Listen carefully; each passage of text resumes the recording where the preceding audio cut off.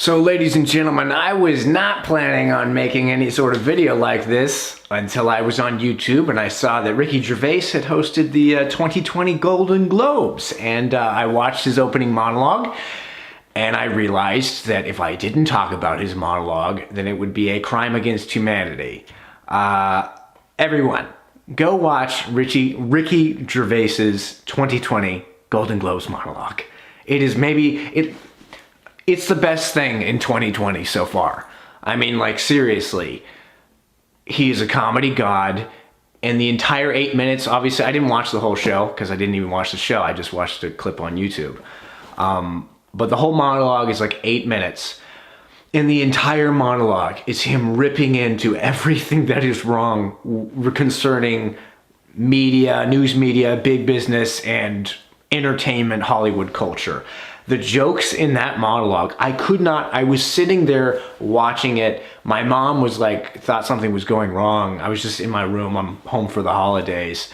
And my mom came in and was like, what's going on? And she thought something was awry. But no, I was just laughing so hard that it sounded like I was dying. Because he was killing me. It was honestly like, I could not believe what Ricky Gervais was saying in front of this crowd. It was literally a joke. One of the jokes that he ends the monologue, and you'll see, he ends the monologue with saying, Apple has come out with a new groundbreaking TV show that reinforces dignity and like living a moral life, while simultaneously they are running sweatshops in China. And then he says, you all act like you're so woke, but if ISIS started a streaming service, you'd call your agent to get in touch. I could not believe that he said that. And then he said, so if you want to get up here and make any of your little political speeches, don't do it, because you are not in any position to lecture the public about literally anything.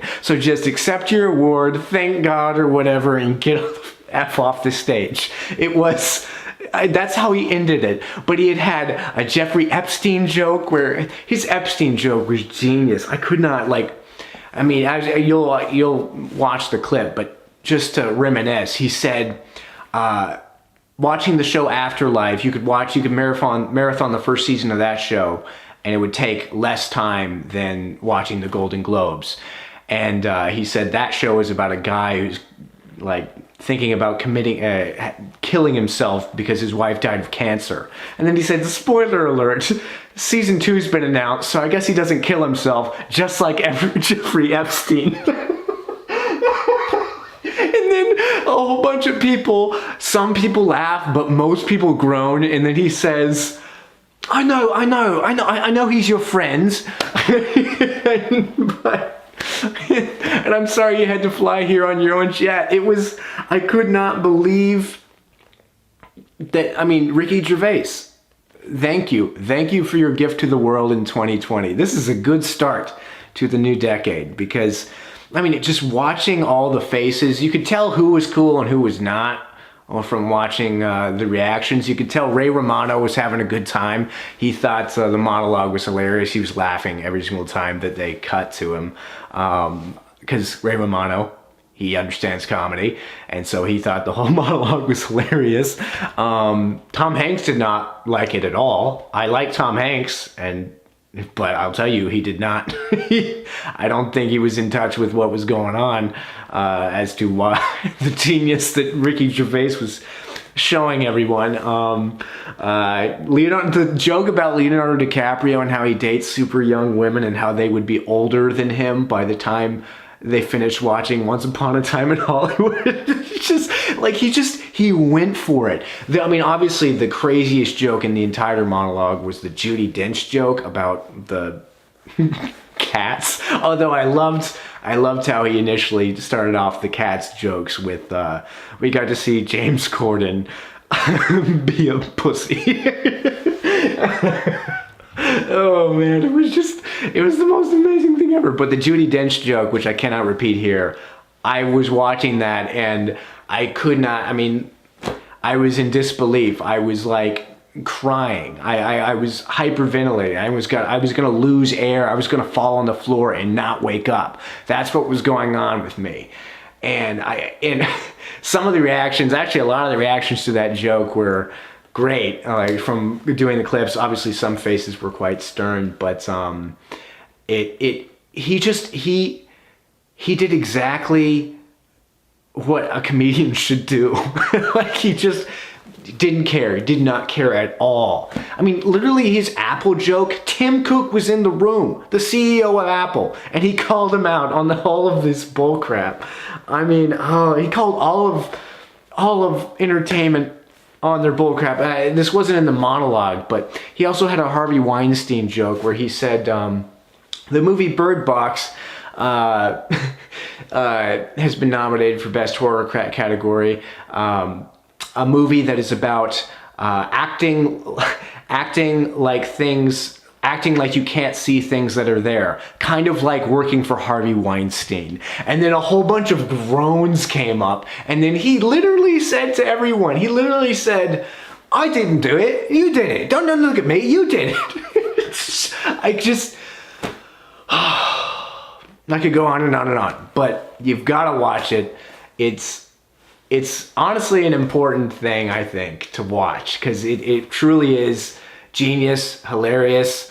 I also couldn't believe that he made fun of how short Martin Scorsese is. He literally said, what was that joke? That joke was like, Martin Scorsese criticized the Marvel franchise for accusing them of being not cinema and much more like theme parks.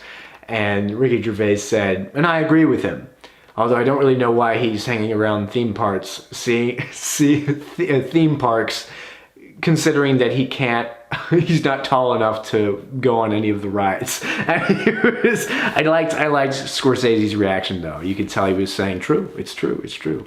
So he had a good way about it. Oh, and also, must not forget the Joe Pesci Baby Yoda joke. Genius. Amazing. And I would also be afraid.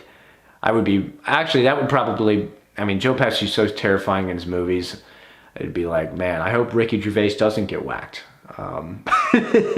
But man, yeah, just watch the Ricky Gervais 2020 Golden Globes monologue. Watch whatever clips you can watch of Ricky Gervais regarding this Golden Globes thing, because he was a giant. He was saying everything that I try to say regarding that I've been thinking about recently regarding why is it that it seems like everybody does, like if somebody is on TV and they tell you to believe something, people just follow their lead. And I'm like, why? They haven't lived in your life situation in 30 years. So why are you listening to them when it comes to insert political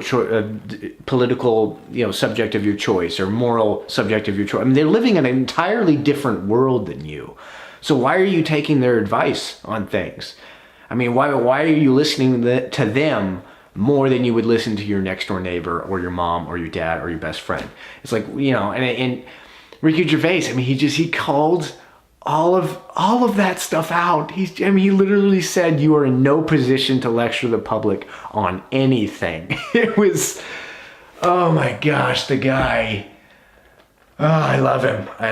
And Ricky Gervais, he doesn't pull punches. I don't agree with him on everything. He's made jokes that I've been offended by, but I think it's great that he is out there in the world, because he really is fulfilling he's filling that hole that is somewhat in the culture right now of being the non-joiner, the non-conformist. He really is the true original in that sense. He really is the rebel, and it's a necessary part of a healthy culture. And I'm glad that people like Ricky Gervais are willing to express themselves in front of a crowd of people that by the end of him speaking wanted him dead but couldn't touch him. Gosh, but watch the monologue. And also I'm going to leave an end screen at the end of this video for a video I made on celebrities and their preaching. It was I was impersonating Matthew McConaughey, and so you get to have Matthew McConaughey tell you to not view celebrity opinions, endorsements as higher than any of your own opinions or endorsements. So I'll leave that as an end screen at the bottom of this video. But please, please, I implore you, I beg you, listen to Ricky Gervais's 2020 Golden Globes monologue.